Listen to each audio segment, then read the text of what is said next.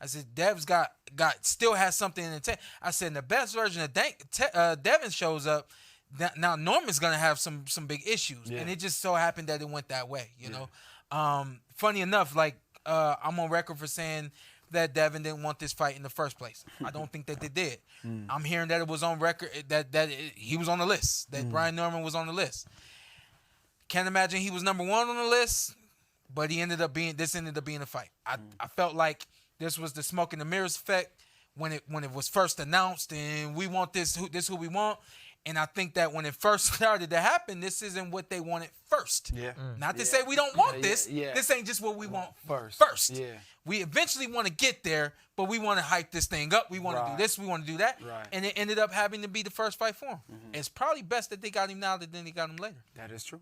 Brian Norman Jr. versus Devin Haney post-fight reaction. I'm a bit late. It was the co-main last night. It should have been the main event. And woke up this morning, got some breakfast, got a haircut, and now I'm here to give my thoughts on the fight. I was a man of my word, and I'm gonna pay all my bets and all that. And I made a video apologizing to Devin Haney, and I was really impressed at first with Devin, but I started to realize that like a part of me was right a little bit. A part of me was right. Brian Norman just wasn't all that. He just wasn't all that. And I thought a lot about him, and I really thought like he was that guy to be Devin. And you know, Devin, I do think he is a little bit better, and I was wrong somewhat, but I was also right. It was like one of the judges had a draw, but the knockdown is what gave Devin the edge. I think it was probably 7-5, which is a close fight. I think Devin really gave away the last 5 rounds. And it just shows that he was kind of just trying to survive the last portion of the fight, and that really shows like who he is as a fighter. And so let's talk about Dev.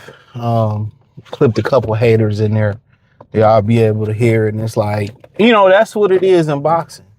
When people make it up in their mind, they don't like you. I mean, it is what it is. You know what I mean? Like, that's why you can't go out your way to be a people pleaser. You can't go out, outside of corporate America. Can't go out your way to kiss no ass. Especially from a man, in general, they take kindness for weakness. And one thing you figure it out, you can prove everybody wrong, put on a dominant performance, and people still will try to hate and still won't give you your credit. That's boxing. That's boxing. That is what boxing is about. You can be perfect. And a lot of these people still have a problem with giving you credit because they don't like you. And that's the thing about it. I heard somebody say this on their YouTube channel. It was like, you know what?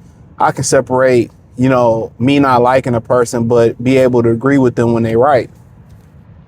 And that's what it is. These guys don't like Devin Haney. And they go, I just don't like the way. There's always something. And a lot of people see him as, he got his father. Well, daddy talk too much. I mean, but then again, y'all support a bunch of people that talk shit. A lot of y'all support Eddie Hearn. A lot of y'all support Tank. He talk a lot of jibber jabber. You know what I'm saying? And that's been the thing in the black community where they help people who come from upper echelon neighborhoods. I remember I was watching Club 520 with Jeff Teague and them. And Behan, I wish I could find that clip. I cannot find that clip where he was talking about when he grew up with a father, he grew up with a father, he got so much hate. And they got to talking about a while ago that growing up with a father, other people in their neighborhoods hated them. And that's a real thing. That's what a lot of it got to do with, in boxing. A lot of these dudes hate. Oh, he came from money, he came from this, he came from that. I mean, that's what your parents supposed to do. Don't get mad at his father for doing his job. And it ain't like his father was on some Joel Judah type stuff where all his sons did some type of combat sport, because Judah did combat sports. For y'all who don't know, I think he was like a kickboxing champion. Shout out to Joel. All right. And Zad was the youngest one. He seen the most and he was the best one.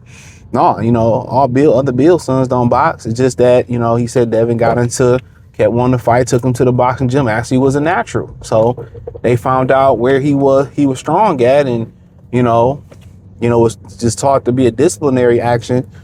And that's what he did, you know. He didn't, you know, just say, oh, you like to fight, let me beat on you. He got to the root of the problem. But nobody's praising him for that. A lot of times you see kids keep doing stuff, especially in the community, and we get beat.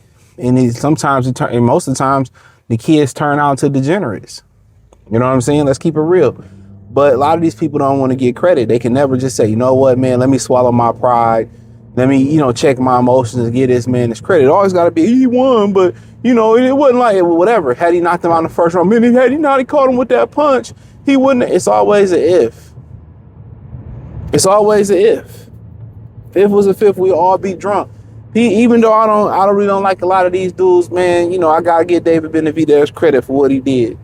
I don't think nobody can whoop him at 175, and I say that respectfully, all right? You know, even though I ain't like Canelo, I thought he'd be too big for Bud. I didn't sit here and sell a dream and sell a lie.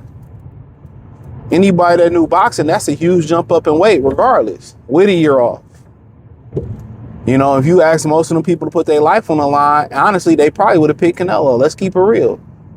Everybody make a bunch of these false claiming, oh, I made a prediction video, but, you know, the predictions, you got to dig in the back of this live stream from 1999, and I said it here at this point. Like, nigga, put a name on it, bro. How many of these dudes really put a name on their prediction? A lot of these content creators, these niggas is fake. You know, I hate a nigga, oh, I'm not going to pick. You know, I like, but nigga, get off the pine, nigga, pick. Pick. I don't give a fuck. I'm a pick. That's what I'm gonna do. When I see a fight that I'm interested in breaking down or big, I'm a pick. I'm a pick. I'm gonna lay it on the floor. I'm gonna lay it on the line. I'm a pick. And sometimes my feelings, you know, beat my head, yeah. But a lot of these dudes, they can't just be like, you know what, man. Shout out to Dog. You know, shout out to Dev. Shout out to Woo Woo Woo. He won. No, these niggas is haters. Sean Porter is a hater, bro. Tim Bradley is a hater. They are not your friends. They are haters, bro. Don't look at, oh, we had a friendship. We went to fucking Golden Corral together and ate that steak in Vegas. Nah, fuck that. Look at what they saying when you're not around. And imagine off the mic what they saying about you. That's what I be saying. Y'all be thinking these reporters be cool with you, man. They niggas some clowns, bro. Clowns. So you gotta give it. You gotta give it to Dev, man. Gotta give it to him. He did what he said y'all couldn't do. He didn't keep leaning to the right. They corrected a lot of mistakes, and they fixed them.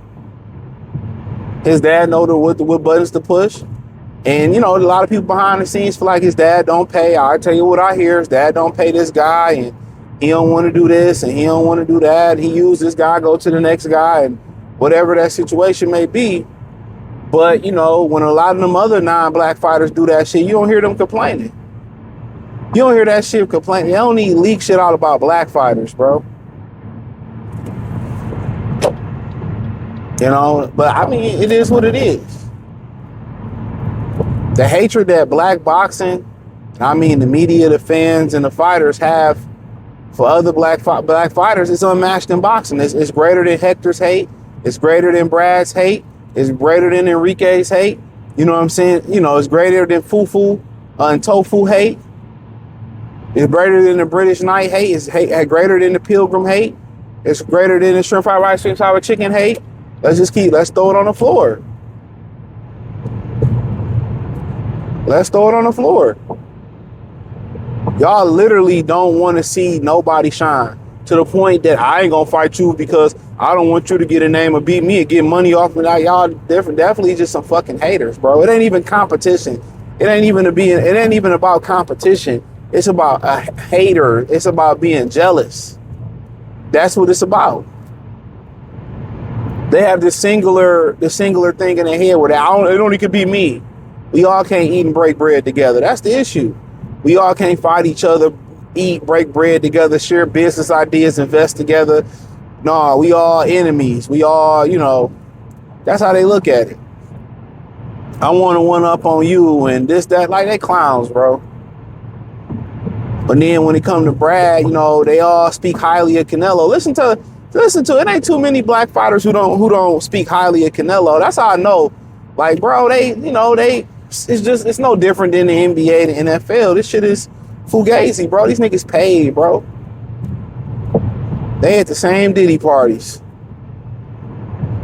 Ain't no individuality, bro. People always scared of being shown, always apologizing. What the fuck you apologizing for? You said it, you know what I'm saying? Stand on business. Unless you truly sorry for what you said. I mean, ain't no way I would apologize for saying, oh, I never let a white boy whoop me in. Find a white boy that can whoop me, and I gotta eat my words. That's what be killing me about people, bro. They always want to, nitpick what you say, but then again, there's no record of what you saying. You don't put it out there. You can't compete. You ain't never run the 50 meters, 100 meters. You ain't never laid the basketball up. You never competed at nothing. You know what I'm saying? Let's keep it real. A lot of the people that comment, bro, a lot of niggas is simps and wimps. Can't do 20 push-ups, and that might be a stretch. Can't do no pull-ups, ain't never shot a jump shot, ain't never made a tackle, never played bully in the ring, never was agile enough to play tennis, never hit a golf ball.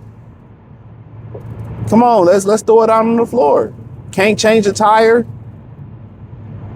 No masculinity, dog. Because you can already tell in the way that they respond, it's feminine. It's not even a masculine response. Ain't no masculine man fanboying, bro. There may be a person that you may consider fanboying out for historically if you met Muhammad Ali or Michael Jackson, or whoever.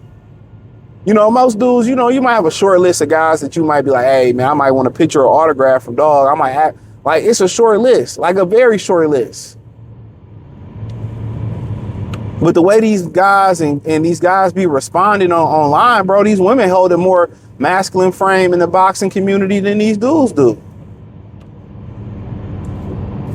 Let's throw it on the floor. You can tell how these niggas move, man. They don't move no. Been a couple of these weird ass niggas in the past try to press me in the DMs. Like, nigga, when you see me, holla at me then, dog. I don't do that back and forth shit, bro. I'm doing none of that. You got it. But when I see you, ain't no, fuck that. You see these niggas and the energy ain't never the same, bro. The tail get tucked. But you can see how these niggas fanboy, how they can't accept their L's, can't pay their bets, how they get offended over another nigga's opinion. I say this. I had a homie, man, and we disagreed on the election and shit real quick, and he got mad. And I'm just like, we go back like 4 flats on the Cadillac from college. And I'm like, yeah, you really believe? I'm like, hell yeah. I don't believe in abortions. You know what I'm saying? I can never have one, but I don't believe in getting them. And I don't want somebody running a campaign and my people are the highest abort missions out there. You know what I'm saying? My people is the highest abort missions out there. In our birth rates, why would I, with Cardi B, you know what I'm saying? So, but he believed what he believed, man. So, he got mad. I'm like, cool, fuck it. I don't get mad over motherfuckers' opinion unless it's on some pedo shit or something like that. But, it is what it is, man. But, hey, let me know what you girls and guys think. Hit the link in the description. Follow me on X, Facebook, Kick, Instagram, Twitch. Join the Patreon. Peace.